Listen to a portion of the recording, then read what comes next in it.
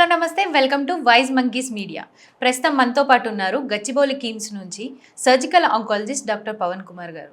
అయితే అసలు క్యాన్సర్స్ ఎందుకు వస్తాయి, దాంట్లో ట్రీట్మెంట్ ఎలా ఉంటుంది, అప్డేటెడ్ ట్రీట్మెంట్స్ ఏమైనా ఉన్నాయా అనేది డాక్టర్ గారిని అడిగి తెలుసుకుందాం. నమస్కారం అండి. నమస్తే.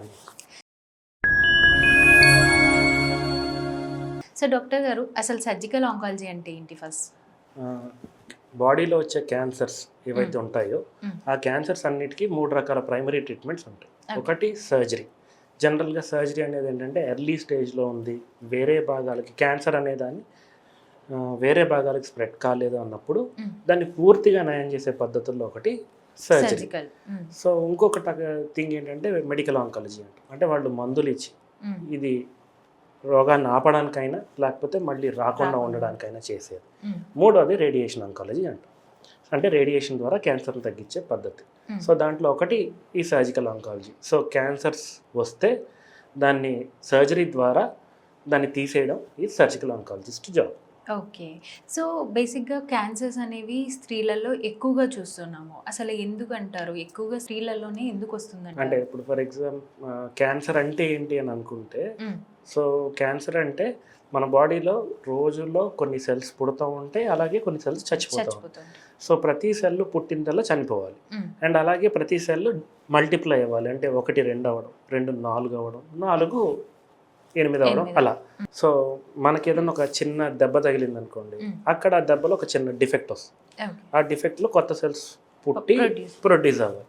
సో అక్కడి నుంచి పక్కన ఉన్న సెల్స్ మల్టిప్లై అయ్యి డివైడ్ అయ్యి కొన్ని డివిజన్స్ తర్వాత సెట్ ఇక్కడ దాకా వచ్చింది అన్నప్పుడు ఆగిపోవాలి. ఆగిపోతే అది నార్మల్. అలా ఆగకుండా పెరగడమే క్యాన్సర్.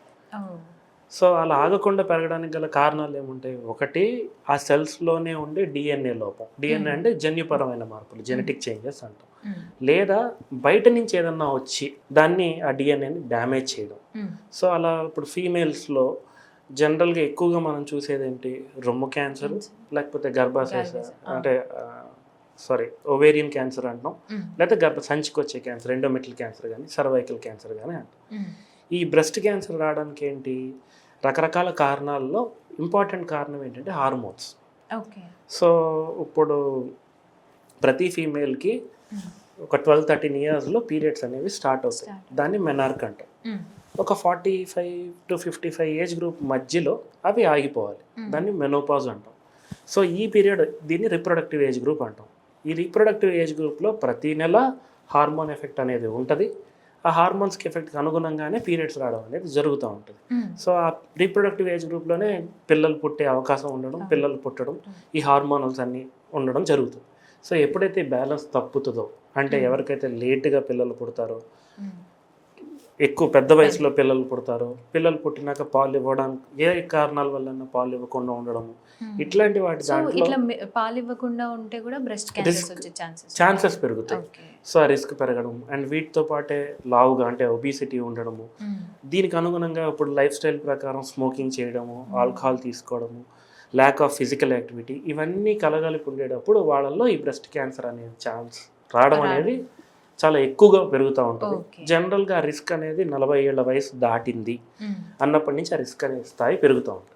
రెండోది ఏంటి? Family history. అంటే వాళ్ళ ఫ్యామిలీలో వాళ్ళ మదర్కి కానీ వాళ్ళ రిలేటివ్స్కి కానీ ఎవరికన్నా ఉండడము, ఆ జీన్ వీళ్ళకి తెలియకుండానే అది క్యారీ అవ్వడము, ఆ టైం 40 ఏజ్ గ్రూప్ ఇతర కారణాల వల్ల అది బయటికి రావడం, అట్లాంటివి జరుగుతూ ఉంటాయి. సో ఈ హార్మోనల్ ఇబ్బందుల్లో ఫీమేల్స్లో చూసే కారణాలు ఎక్కువగా.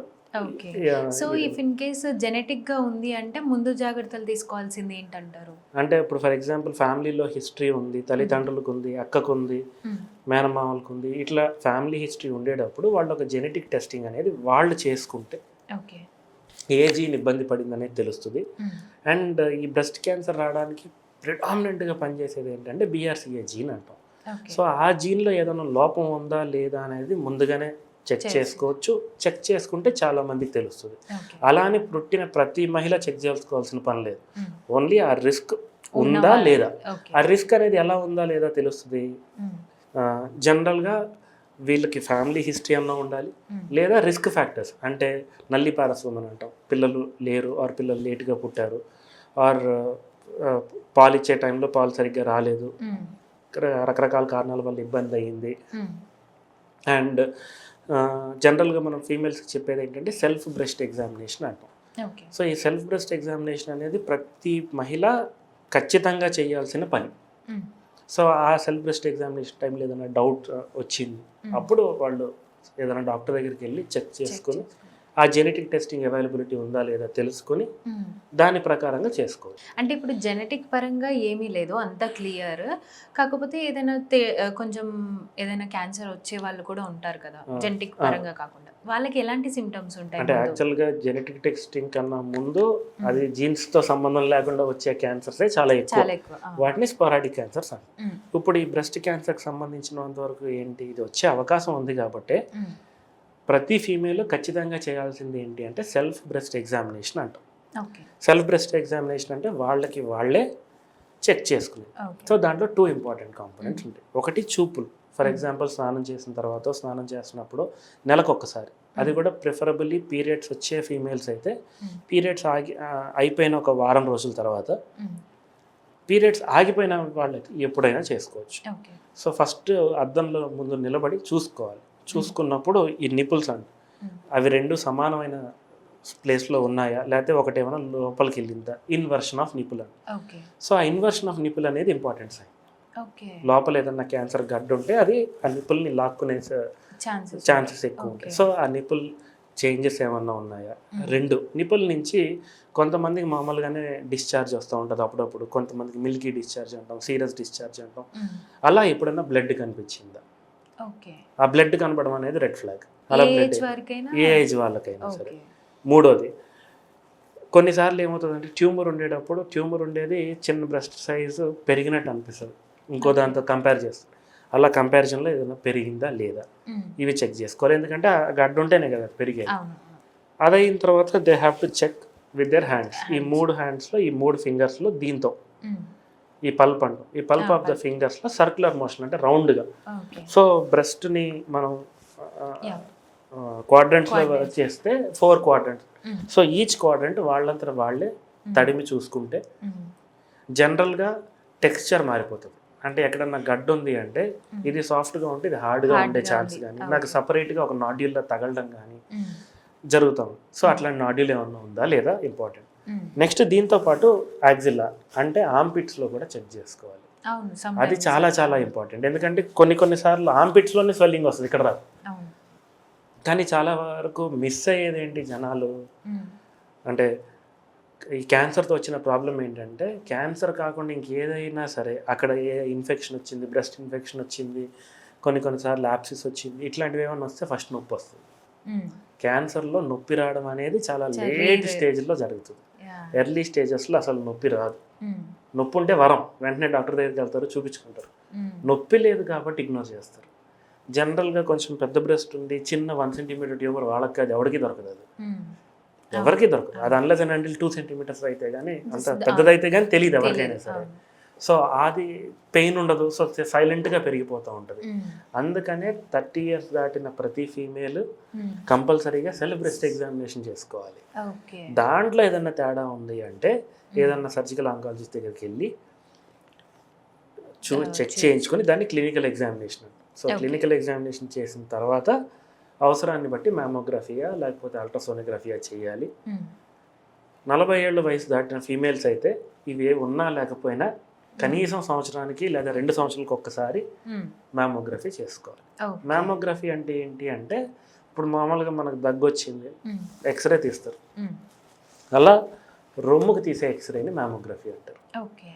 సో రొమ్ముకి ఆ మ్యామోగ్రఫీ ఎక్స్రే తీసినప్పుడు ఏంటి, నా చేతికి కానీ ఆవిడకి తగలని గడ్డలు కూడా దాంట్లో కనిపిస్తాయి.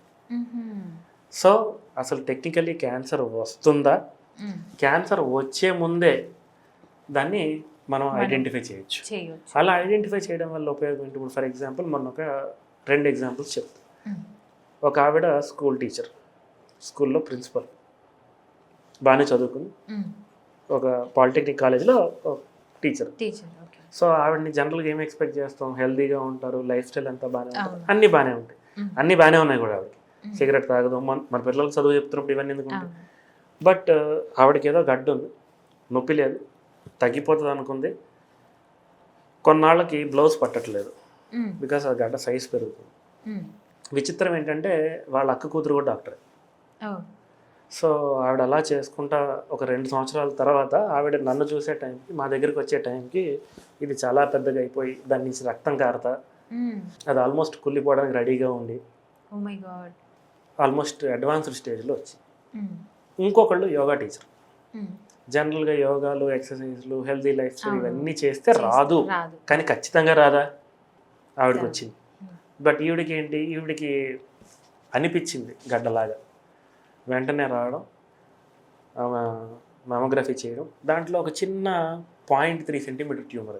ఓకే అంటే చిన్నది, ఈ గోరు కన్నా చిన్నది. ఓకే దాన్ని ఆపరేషన్ చేసి తీసేయడం. ఇది ఆపరేషన్ ఇప్పుడు 2017లో అయింది. ఇప్పటి వరకు ఆమెకి కీమో కానీ, రేడియేషన్ కానీ, అది మళ్ళీ రావడం కానీ ఏమీ జరగలేదు. ఓకే చాలా సింపుల్గా అయిపోయింది. సో తెలుగులో ఒక సామెత ఉంటుంది, గోరుతో పోయేదాన్ని గొడ్డల దాకా తెచ్చుకోవడం ఎందుకు అని. ఎర్లీ స్టేజ్లో ఐడెంటిఫై చేస్తే అది గోరుతోనే పోతుంది. అదే దాన్ని లేట్ చేసే కొద్దీ అది నిజంగానే క్యాన్సర్కి ఆన్సర్ ఉండదు అప్పుడు. ఓకే ఓకే డాక్టర్, చాలా క్లియర్గా ఎక్స్ప్లెయిన్ చేశారు. Thank you. Thank you. మరొక వీడియోతో మళ్ళీ కలుద్దాం. నమస్తే.